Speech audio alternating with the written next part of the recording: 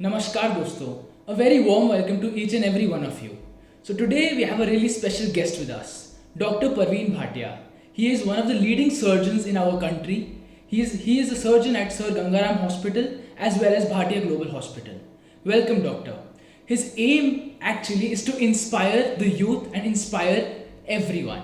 His motto in life is inspire or expire.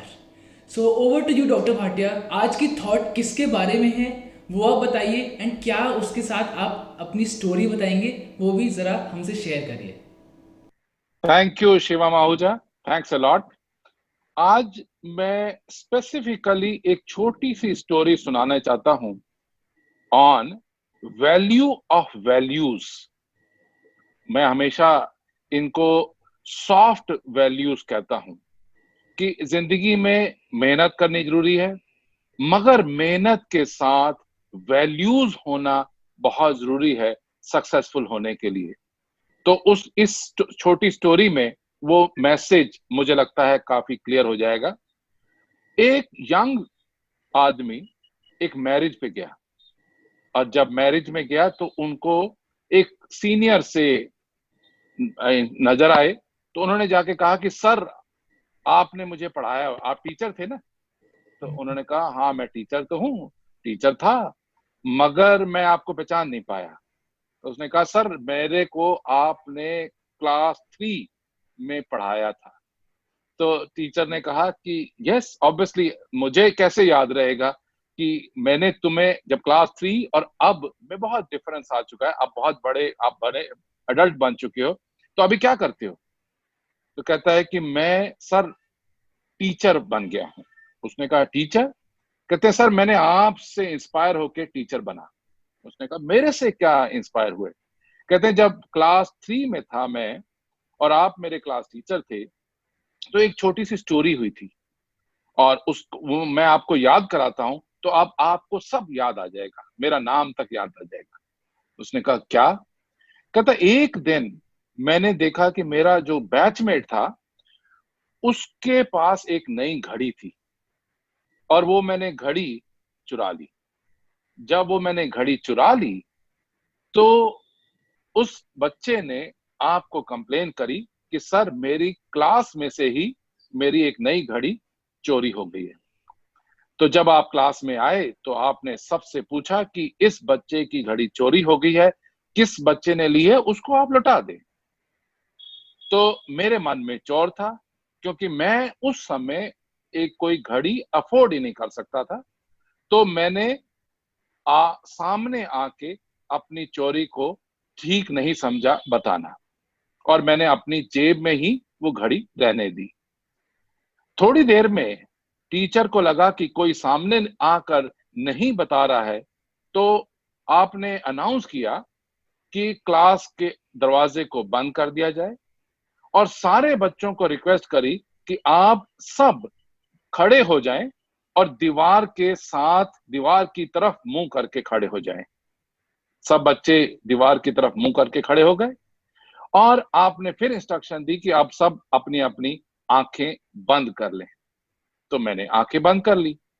फिर आपने सारे बच्चों की जेबें तलाश करनी शुरू करी, और एक नंबर से लेकर जब मेरा नंबर आया, जब मेरी जेब देखी तो उसमें आपको घड़ी मिली। मगर मैं हैरान हो गया कि आप फिर भी उसके बाद भी मेरे साथ जो और आगे लोग बच्चे खड़े थे उनकी भी जेबें तलाशते रहे। जब आपने सब बच्चों की जेबें तलाश ली और आपने रिक्वेस्ट करी सब बच्चे अपनी अपनी आंखें खोलें और सीट पे आके बैठ जाएं, उस समय मेरे मन में आया कि अब मेरी बारी आई, और आप मुझे सबके सामने बेइज्जत करेंगे कि मैंने चोरी की थी, मेरी जेब से ये घड़ी निकली थी। और उस समय मेरे सामने बहुत ज्यादा डर लग रहा था कि सारे बच्चे, क्लास के बच्चे हमेशा के लिए मुझे एक चोर समझेंगे और कई नाम बोलेंगे, और मैं बहुत ज्यादा डरा हुआ था। मगर आपने उस बच्चे की जिसकी घड़ी गुमी थी उसको स्टेज पे बुलाया और उसको हम सब के सामने घड़ी वापस कर दी। आपने किसी का नाम नहीं लिया कि ये घड़ी किसकी जेब से थी, और मैं भी हैरान होता रहा कि ऐसे कैसे हुआ। और आप सोच भी नहीं सकते सर कि आपने, जब तक मैं आपकी क्लास में रहा या इवन 12th क्लास तक रहा, आपने कभी भी ना उस बच्चे को बताया कि घड़ी किसने चोरी की थी, ना बाकी किसी टीचर्स को बताया कि किसने घड़ी चोरी की थी, और ना मुझे रियलाइज कराया कि घड़ी क्यों चोरी की थी, कैसे चोरी की थी। अच्छी बात नहीं है चोरी करना। तो आपको याद नहीं आया सर? आपको तो सब याद आ जाना चाहिए। कहते कि नहीं, मुझे कुछ कुछ तो याद आ रहा है, पर सर कमाल है आपको मेरा नाम तक याद आ जाएगा। मैं रिचर्ड हूं सर, मैंने उस समय चोरी करी थी। तो उसने कहा कि आपको शायद मालूम नहीं, जब आप सब बच्चों की आंखें बंद थी, जब आप सब दरवाजे की तरफ खड़े थे, मैंने सबकी जेब में से तलाशी ली थी, और मैंने आपकी जेब में से भी या किसी की जेब में से भी घड़ी निकाली थी, और मैंने सारे बच्चों की जेबें चेक की थी। उस समय मेरी भी आंखें बंद थी।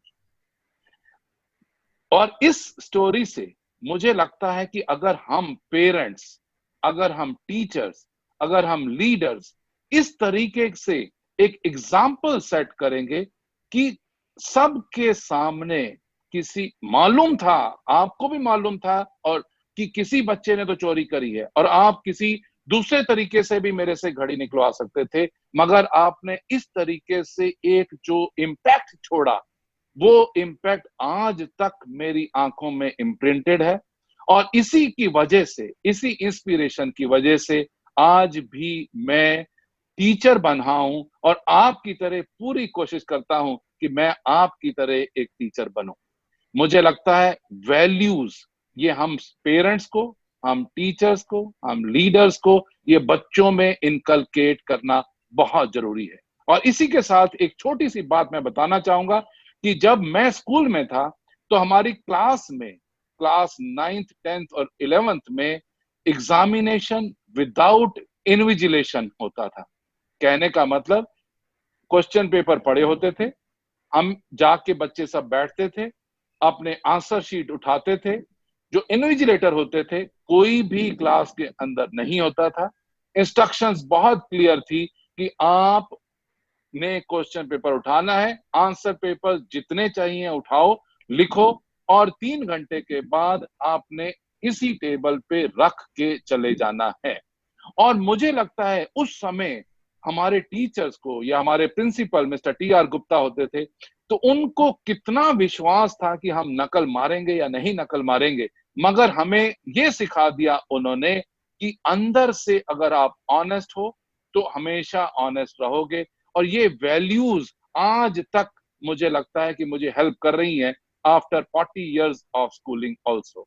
Thank you very much, God bless you, कि हम ऐसी वैल्यूज पे जिए रादर देन छल कपट करके आगे बढ़ने की कोशिश करें। Thank you Shivam. Thank you so much for sharing these values with us, Doctor. So, as we all know, that protecting and reforming is tougher than exposing and expelling. This short story has taught us a lot and hope it changes our lives. Thank you so much for coming, and we should maintain this series. Thank you. Thank you, God bless you.